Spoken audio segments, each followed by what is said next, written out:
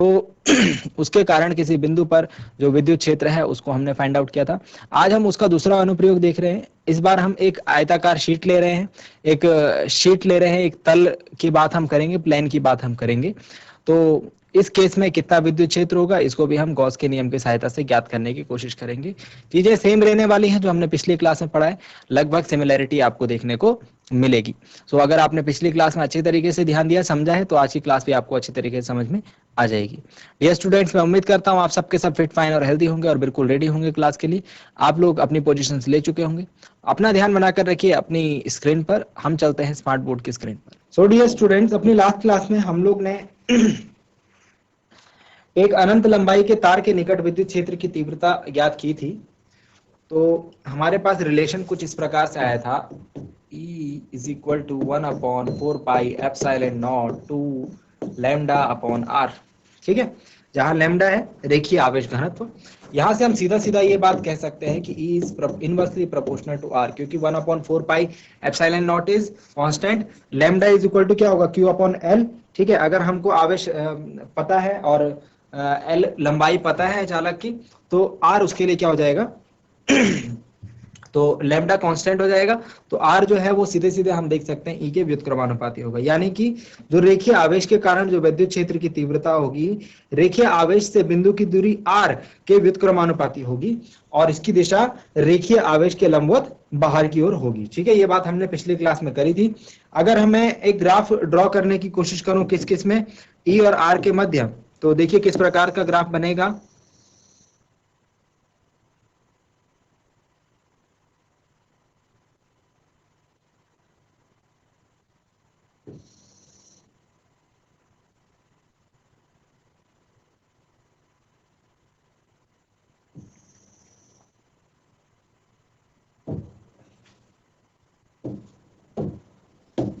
इस एक्सिस पर मैं आर ले लेता हूं। आर जो है वो बिंदु किस दूरी पर, जिस बिंदु पर हम लोग विद्युत क्षेत्र निकालना चाह रहे हैं, विद्युत क्षेत्र की तीव्रता फाइंड आउट करना चाह रहे हैं, उसकी जो दूरी है तार से वो है, और ई जो है वो विद्युत क्षेत्र है। तो अगर हम इसे फाइंड आउट करें तो हम इजीली बता सकते हैं कि जब इस प्रकार का रिलेशन होता है तो ग्राफ कुछ ऐसा बनेगा।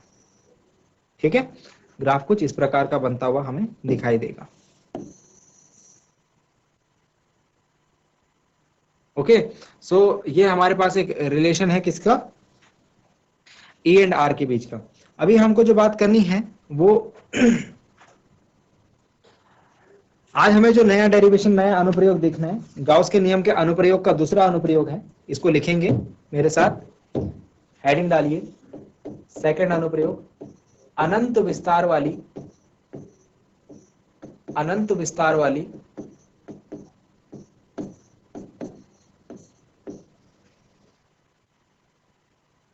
आवेशित समतल पट्टी, आवेशित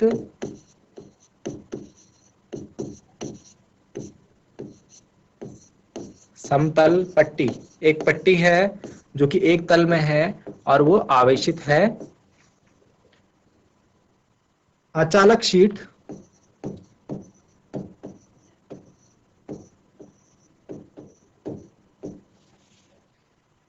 के कारण विद्युत क्षेत्र की तीव्रता,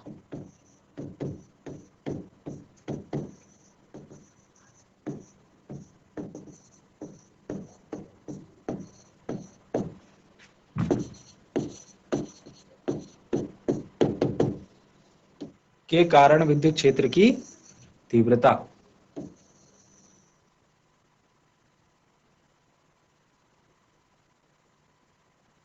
ठीक है, इन अदर टर्म्स हम इसे कह सकते हैं electric field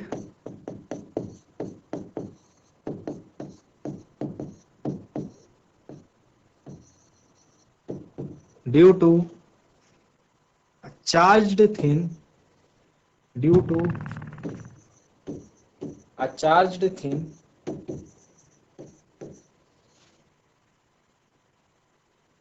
non-conducting sheet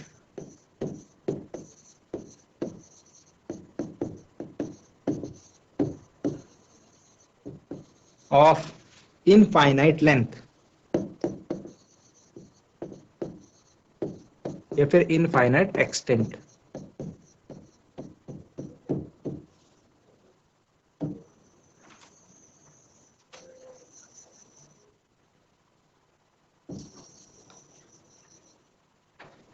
okay, सो ये है हमारा आज का टॉपिक जिसके बारे में हमको बात करनी। चलिए एक शीट की कल्पना करते हैं, एक ऐसी शीट लेते हैं जिसका कि विस्तार क्या है, अनंत विस्तार की है जो, ठीक है। तो suppose this is the sheet,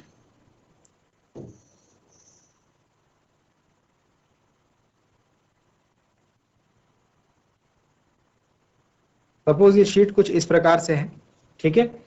और इस पर मैं देख रहा हूं कि धन आवेश जो है एक समान रूप से वितरित है।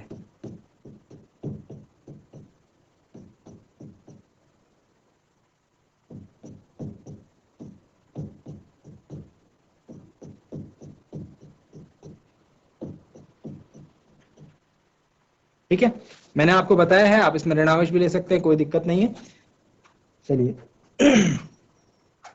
अब हम क्या करते हैं, यहाँ पर हमको निकालना है, पहली बात तो यह है कि इससे जो विद्युत क्षेत्र होगा, इलेक्ट्रिक फील्ड होगा, वो पृष्ठ से बाहर की ओर जाता हुआ हमको प्रतीत होगा, यानी लंबवत प्रतीत होगा कुछ इस प्रकार से, ये और इस डायरेक्शन में कुछ ऐसे। Okay, so this is direction of E, विद्युत क्षेत्र की दिशा। अब मुझे क्या करना है, अब मुझे क्या करना है इसमें,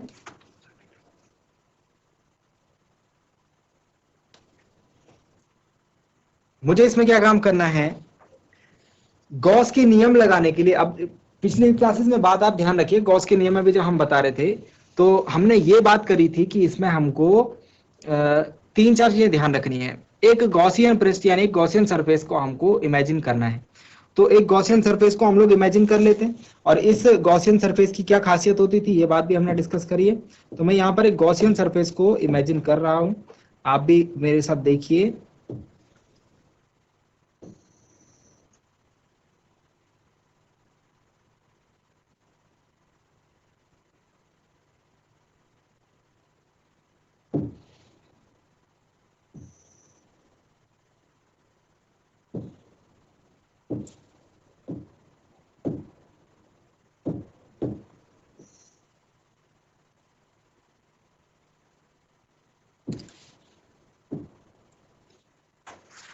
एंड सिमिलरली इस साइड भी।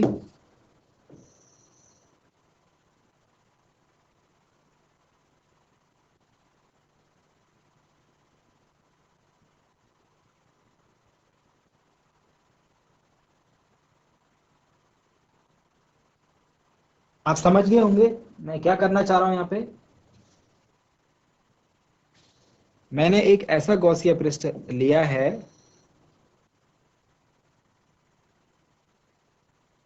ओके,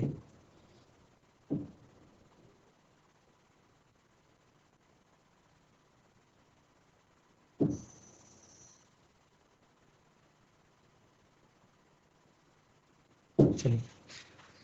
तो मैंने कोशिश की है इसको सममित बनाने की, ओके। मे बी ये थोड़ा सा सिमेट्रिक कम लग रहा हो,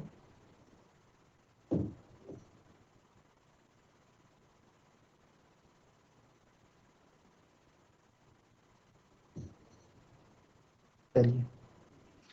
तो मैंने क्या किया है, एक जो बेलनाकार गॉसिया पृष्ठ मैंने कल्पना करी है इसकी, और मैंने ये सोचा है, मैंने ऐसे कल्पना करी है, हमें एक गॉसियन सरफेस लेना होता है ना, उसको हमको इमेजिन करना होता है। तो मैंने इमेजिन किया है कि ये जो पृष्ठ है इससे होकर के ये एक हमारे पास सरफेस है, गॉसियन सरफेस, ओके। सो हमें दो चीजें ध्यान में रखनी होती है कि ये सिमेट्रिक हो, क्या होना चाहिए, सममित होना चाहिए, है ना। तो हमको इस चीज का भी ध्यान रखना है कि सिमेट्रिक हो। तो मैंने इसको माना है कि ये सिमेट्रिक है, सममित है, यानी कि इसकी जो दोनों तरफ से जो डिस्टेंस है शीट से, अगर हम ये डिस्टेंस की बात करें तो ये x है, और ये डिस्टेंस की भी बात करें तो ये भी x है, ठीक है।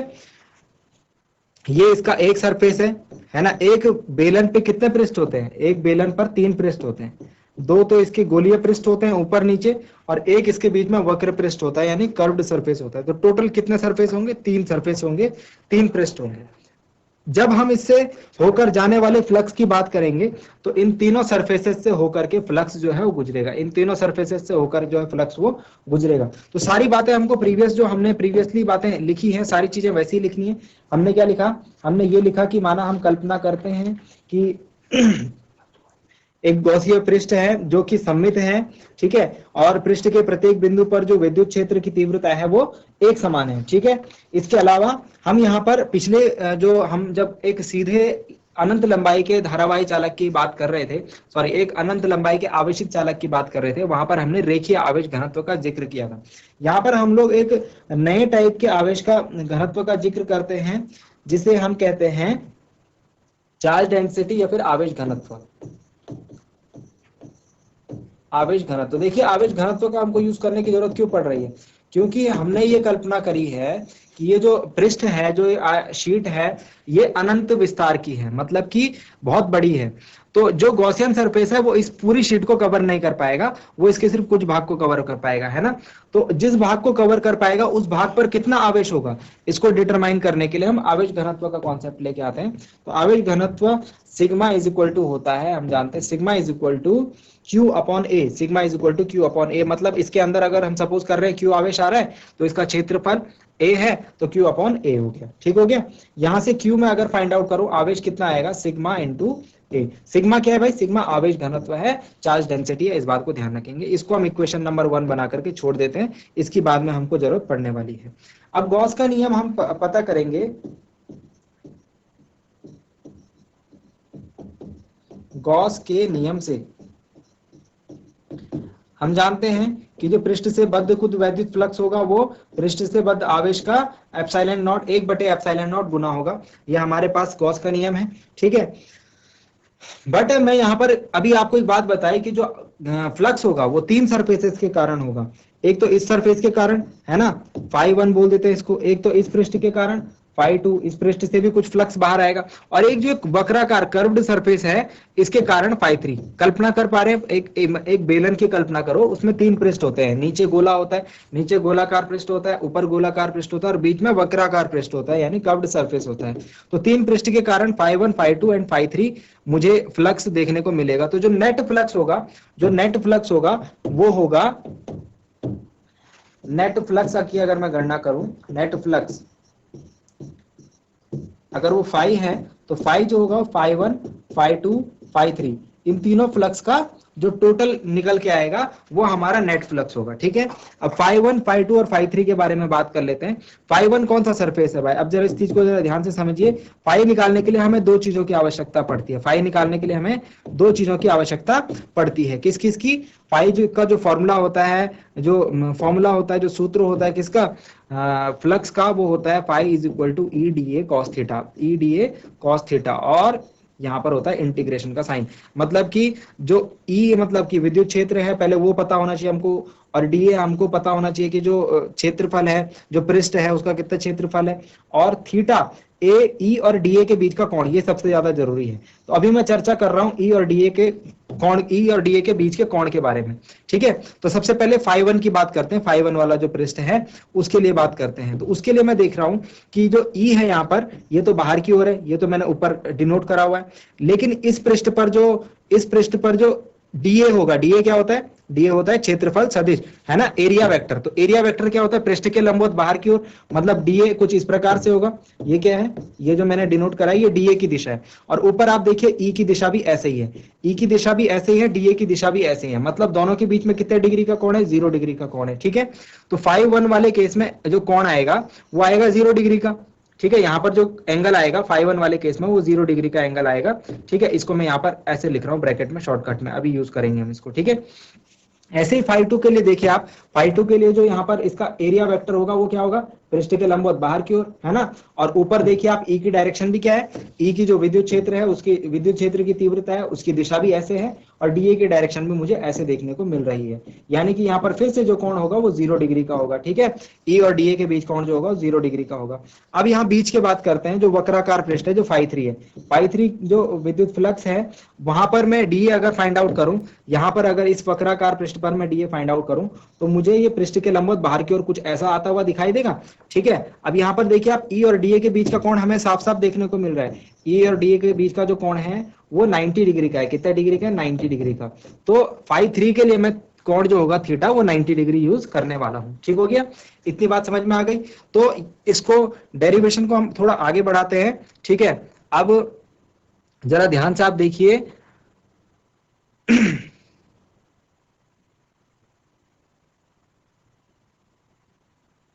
ओके सो यहाँ पर मैं फॉर्मूला लिख करके इसको एक लाइन आगे बढ़ा रहा हूं और फिर आगे की बात हम नेक्स्ट पेज पर करेंगे। तो फाई 1 इज इक्वल टू क्या हो जाएगा भाई? ई डी ए कॉस थीटा, और यहाँ पर कॉस थीटा कितना हो जाएगा? 0, क्योंकि पहले पृष्ठ पर मैं देख रहा हूँ डी और ई के बीच बनने वाला कोण 0 डिग्री मुझे दिख रहा है। प्लस फाई 2 क्या है? दूसरा पृष्ठ जो उसके ठीक अपोजिट है वहां पर भी मैं दिख रहा हूँ ई डी ए जो कोण है वो 0 डिग्री के इक्वल है, तो कॉस 0 हो जाएगा। तीसरा जो पृष्ठ है यहाँ पर मैं देख रहा हूँ कि डी और ई जो है परस्पर लंबवत हैं, तो ई डी ए कॉस 90 हो जाएगा। ठीक है, तीनों कोणों की बात मैंने अभी समझाया आपको किस प्रकार से होगा, और उनकी वैल्यूज में यहाँ पर पुट अप कर दी है। ई डी ए कॉस 0 की वैल्यू होती है 1, कॉस 90 की वैल्यू होती है 0। तो जो कॉस 90 वाला पद है वो 0 हो जाएगा और जो कॉस 0 वाला पद है वो 1 रहेगा। ठीक है, तो इसको मैं आगे वाले पेज पे लेके जा रहा हूं। अभी तक क्या है हमारे पास? अभी तक हमारे पास ये है phi is equal to integration E D A cos 0 plus phi two कितना आया था? E D A cos 0। ठीक है, and phi 3 E D A cos 90। ठीक है, अब आप इस चीज के ऊपर कंफ्यूज मत होना। देखो ई तो एक समान है, इसीलिए मैंने तीनों जगह ई लिखा है, और डी ए तीनों जगह लिखा है। तो ये डी ए जो है ये वाला डी ए और ये वाला डी ए बराबर है, क्योंकि ये वाला पृष्ठ था और ये वाला पृष्ठ था, दोनों एक समान है। तो इसका क्षेत्रफल अगर डी है तो इसका क्षेत्रफल समान होगा। इसको मैंने डिफरेंशिएट नहीं करा है। और जो लास्ट वाला डी है उसको भी मैंने डी ए इसलिए लिखा है क्योंकि अभी वो 0 होने वाला है, because cos 90 is equal to 0। और जब आप cos 90 की वैल्यू इसमें रखेंगे 0, तो 0 की गुणा सबके साथ होगी तो पूरा पद 0 हो जाएगा। और cos 0 कितना होता है? 1, तो 1 की गुणा होगी तो EDA हो जाएगा, ये भी EDA हो जाएगा और ये 0 हो जाएगा। बात समझ में आई? इतनी बात तो समझ में आ गई होगी। ठीक है, अब देखिए EDA E तो क्या है हमारे पास? कांस्टेंट है। E क्या है हमारे पास? कांस्टेंट है। तो E क्या है? एक समान है ना। अब देखो E एक समान है तो जो बदलने वाली चीज है वो है DA। ठीक है, और यहाँ भी E जो है एक समान है तो बदलने वाली चीज है DA। DA क्या क्या मतलब है? इसको मैंने पिछली क्लास में भी समझाया था हमने। ये हमारे पास एक बड़ा सा क्षेत्रफल है, इसका मैंने छोटा सा भाग लिया है, इसका मैंने छोटा सा भाग DA लिया है। और DA को इंटीग्रेट करना मतलब ये छोटे छोटे भाग जो DA भाग होंगे इनको जोड़ देना। जब मैं DA भाग को जोड़ दूंगा एक तो बड़ा सा भाग बन जाएगा जिसका क्षेत्रफल होगा A। मतलब integration of DA is equal to A। समझ रहे हो बात को? DA क्या है? एक छोटा सा भाग है इस पृष्ठ का, और उसका इंटीग्रेशन करने का इस चिन्ह का मतलब होता है जोड़ना। तो जब बहुत सारे छोटे छोटे टुकड़े जोड़ूंगा तो बड़ा वाला भाग बन जाएगा जिसको हम कहते हैं A। तो ये हमारे पास A बन गया और ये हमारे पास A बन गया। दोनों ये A बराबर होंगे क्योंकि फाई 1 ये वाला था, फाई 2 ये वाला था। तो अभी इस DA की बात हो रही थी और इस DA की बात हो रही थी, तो जब इनको जोड़ देंगे तो ये A बन जाएगा ये वाला और ये A बन जाएगा ये वाला। ठीक है, तो दोनों ही पृष्ठ हमारे बराबर होते हैं, जो गोलीय पृष्ठ है वो दोनों बराबर होते हैं सिलेंडर में ऊपर नीचे इस केस में। तो EA प्लस EA हो जाएगा और ये 2EA आ जाएगा। ठीक है, तो हमारे पास फाई इज इक्वल टू आया है 2EA। अब हम यहाँ पर गॉस के नियम का प्रयोग करेंगे। गॉस के नियम से क्या होता है? Phi is equal to Q upon epsilon naught is equal to 2EA। और अभी हम यहाँ पर Q की वैल्यू रखेंगे कहां से? समीकरण नंबर 1 से। देखिए समीकरण नंबर 1 में मैंने Q की वैल्यू निकाली हुई है सिग्मा इंटू ए। Q की वैल्यू क्या है? सिग्मा इंटू ए। चलिए रखते हैं यहाँ पर समीकरण 1 से Q इज इक्वल टू क्या है? सिग्मा इंटू ए। तो सिग्मा इंटू ए रखते हैं यहाँ पर वैल्यू, हम सिग्मा इंटू ए की वैल्यू पुट अप करते हैं। तो ये बनेगा sigma A upon epsilon naught is equal to 2EA। ठीक है, और ये ए से ए कैंसिल आउट, तो sigma upon epsilon naught is equal to 2E। और यहां से मैं अगर मुझे विद्युत क्षेत्र फाइंड आउट करना था तो ये आएगा sigma upon 2 epsilon not, sigma upon 2 epsilon not. आया समझ में? तो हमारे पास जो फॉर्मूला आया है विद्युत क्षेत्र की तीव्रता का वो है sigma upon 2 epsilon not. Epsilon naught is a constant. ठीक है, ये एक नियतांक है। ठीक है, जहां जबकि सिग्मा की वैल्यू हमने क्या बोली? सिग्मा इज इक्वल टू क्या होता है? सिग्मा इज इक्वल टू होता है Q अपॉन A, ठीक है, Q अपॉन A। मतलब A क्या है, क्षेत्रफल है, जो गॉसियन पृष्ठ हम ले रहे हैं, जिस पृष्ठ से फ्लक्स बाहर जा रहा है उसका क्षेत्रफल है, और Q क्या है, उस पृष्ठ से बद्ध आवेश है। देखिए यहाँ पर आपको ध्यान देने वाली बात यह है कि यहाँ पर जो E का मान है, यानी जो विद्युत क्षेत्र की तीव्रता का मान है, वो किस पर निर्भर नहीं कर रहा, वो x पर निर्भर नहीं कर रहा। x कहाँ है, x क्या है, आपको फिगर में याद होगा, x मैंने ये लिया था, ये तो इस x का कहीं यूज ही नहीं हुआ है, मतलब कि E जो है इस x पर निर्भर नहीं करता है। कहने का मतलब है कि जो बिंदु हमने लिया है उसकी इस शीट से कितनी दूरी है, इस पर विद्युत क्षेत्र का मान निर्भर नहीं करता। वो किस किस पर निर्भर करता है, वो सिग्मा के मान पर निर्भर करता है। सिग्मा का मान किस किस पर निर्भर करता है, Q और A के मान पर। आई होप आपको बात समझ में आई होगी। लास्ट में यहाँ पर आप बात लिख देंगे कि यह व्यंजक